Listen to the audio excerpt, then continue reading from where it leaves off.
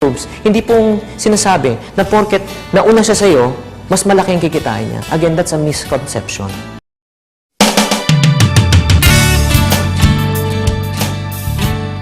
Right now, pag-uusapan naman po natin ang 4 stages in relational marketing or multi-level marketing. Ang first stage po na dadaanan po natin dito, you become a student. Kailangan maging estudyante muna tayo. Halimbawa, ilang taon po tayo nag-elementary? 6 years. Nag-prep or kindergarten, another 2 years. Nag-high school, another 4 years. College, another 4 years. More or less, it took us mga 16 to 17 years bago tayo makagraduate. Pagkatapos natin graduate, magkano naman po ang ating kinikita, basic salary? Around 8 to 10,000 pesos. Natatandaan nyo pa ba nung kinita nyo yung first salary or paycheck nyo? Ano po naramdaman nyo? Natuwa ba kayo? Nalungkot? Diba? Natuwa tayo at feeling po natin, mabibili na po natin ang buong mundo. And after several months, come to realize yung 8 to 10,000 pesos po natin ay hindi sapat. Ganun din po sa negosyong relational marketing. Pag tayo po ay sumali sa negosyo nito, ay may learning stage pa, may learning curve. Kaya, wag po tayong magmamadali na kumita sa negosyo nito. Some people kasi may maling perception eh.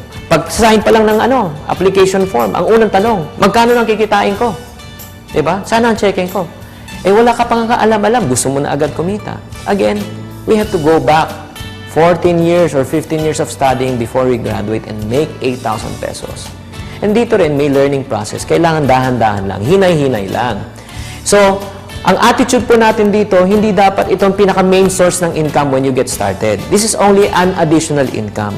Pag kumita tayo ng additional 2,000 plus per week or per month, ang attitude po natin ay, grabe, may increase pa ako ng salary compared to sa ginagawa ko. Hindi yung attitude natin ay, 2,000 lang? Isang buwan ako nagtrabaho dito, tapos 2,000 ang kikitain ko? That's a wrong attitude. Again, remember, first stage, you become a student. The second stage in this business is become a teacher. After you learn, ang next goal natin is to teach. Remember, sinasabi ko, this is not only a selling business, but this is a inviting and teaching business. This is a system of what? Duplication. Question is, how can you teach other people kung ikaw mismo hindi marunong? And the only way your organization will grow if they also teach the same thing and say the same thing.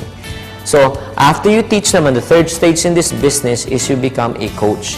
Yan, magpo-form ka na ng team. May right team ka at saka may left team ka. You teach them, you guide them, you tell them, wag dapat gawin to, itong dapat nyong gawin. Kasi pag hindi mo silang guide, chances are they will say the wrong things to the right person at saka meron lang silang isang pagkakataon. First stage, you become a student. Second stage, you become a teacher. Third stage, you become a coach. And the final stage, you become a motivator or a mentor. When I say motivator, ikaw naman taga-motivate ng team mo. Alam mo, sa totoo lang sa negosyo nito, maraming frustration, maraming rejection. There will be times that people will be saying yes and they will not show up. I-Indianin tayo. And nakaka-frustrate yun. They will say they will buy and sign up. But at the end of the month, wala pa ring sign up. So, ang kalaban po natin dito, frustration and rejection. So, bilang mga pinuno sa negosyo nito, kailangan natin i-motivate sila. We should encourage them and tell them, do not quit. Your dreams, malapit na yan. If we just persist, if we just continue, if we just persevere, makukuha rin natin yan.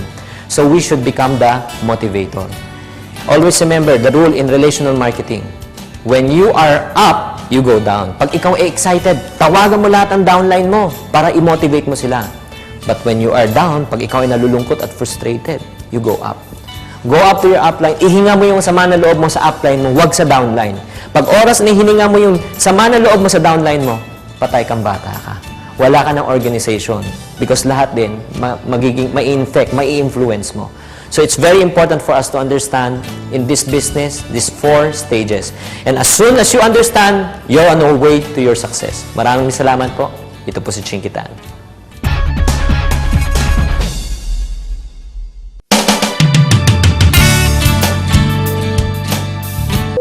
Right now, we're going to share with you the success process in relational marketing. The first process is what we call as teach them. You have to teach them everything you know. But before you teach, always learn that you need to know first what you want to teach because you cannot give what you do not have. So after naturo mo na lahat ng alam mo sa kanya about the company, about the product, about the computation, about the system, next is you have to show them. Ang trabaho lang ng mga first na mga partners mo is mag-invite lang. Tayo naman po ang magpapakita sa kanila kung paano mag-present, paano mag-close. Okay? So after you have showed them how to do it, the third process, you have to share with them already. So after several meetings, pinakita mo na paano ka mag-present, paano ka mag-close. It's about time for them to also learn on their own. So probably yung first part, siya na magpe-present ng company, ikaw sa product and business. Next meeting, siya naman sa business and product, ikaw naman sa company. So palitan kayo. Until such time na alam mo na he's comfortable already, he's already confident no, sa kanyang pagpapaliwanag, that's the time that you are going to watch them. Yan ang last process. No? Panunuorin natin sila, we will guide them accordingly. In this business, kailangan na tulungan po natin ang ating mga bagong partners, bagong downline. Hindi po natin silang pagka-sponsor lang, iiwanan nyo lang. Pag inabandon nyo sila at hindi nyo sila tinulungan, ang chances are they will not become successful in this business. So again, what is the success process? First is you're going to teach them. After you teach them, you show them how to do it. After you show them how to do it, that's the time you are going to share some of the responsibilities para matuto rin sila on their own. And last, you're going to watch them and release them. Remember, ang goal natin sa negosyo to is to develop other leaders and to empower others. Hindi po natin pwedeng sarilinin lahat at tayo lahat ang nagawa because we cannot do it for everyone.